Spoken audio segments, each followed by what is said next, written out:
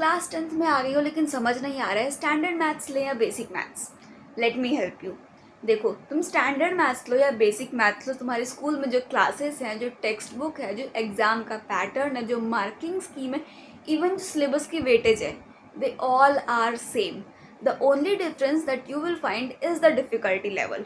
जो तुम्हारा question paper होगा तुम्हारे बोर्ड एग्जाम में या फिर तुम्हारे प्री बोर्ड में, वो डिफरेंट होता है। स्टैंडर्ड मैथ्स का जो क्वेश्चन पेपर होता है वो थोड़ा डिफ़िकल्ट होता है, एंड जो बेसिक मैथ्स का क्वेश्चन पेपर होता है वो ईजी होता है।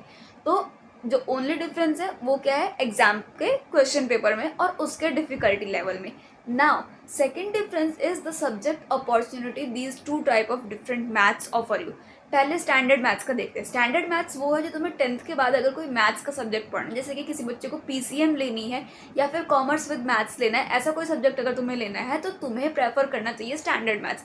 बट वहीं पे अगर कोई बच्चा आर्ट्स लेना चाहता है, फिर कॉमर्स विदाउट मैथ्स लेना चाहता है, या फिर पीसीबी भी लेना चाहता है, तो तुम जा सकते हो बेसिक मैथ्स के लिए। अगर तुम्हें मैथ्स डिफिकल्ट लगती है तो तुम बेसिक ले सकते हो, बट उसके बाद तुम्हारे पास 11th-12th में मैथ्स के सब्जेक्ट लेने की अपॉर्चुनिटी ख़त्म हो जाएगी। बोनस टिप, देखो, हर साल बच्चे बेसिक और स्टैंडर्ड को उनके डिफ़िकल्टी लेवल से चूज़ तो करते हैं, but most of the time basic वाले बच्चे ज़्यादा परेशान होते हैं कि पेपर डिफ़िकल्ट आया था, समझ नहीं आ रहा था क्या हो रहा है, कुछ भी नहीं समझ आया, क्वेश्चन पेपर कुछ भी सॉल्व नहीं कर पा रहे थे। ऑन द कॉन्ट्रेरी जो स्टैंडर्ड वाले होते हैं वो हमेशा खुश हो के आते हैं, पेपर बहुत स्ट्रेट फॉरवर्ड आया था, सिंपल सा आया था, सब कुछ अटैम्प्ट कर लिया। बाकी तुम्हारी मर्जी है तुम्हें क्या लेना है। कुछ भी डाउट हो तो कमेंट कर सकते हो, I will help you all. Okay, subscribe for more such videos. Bye bye.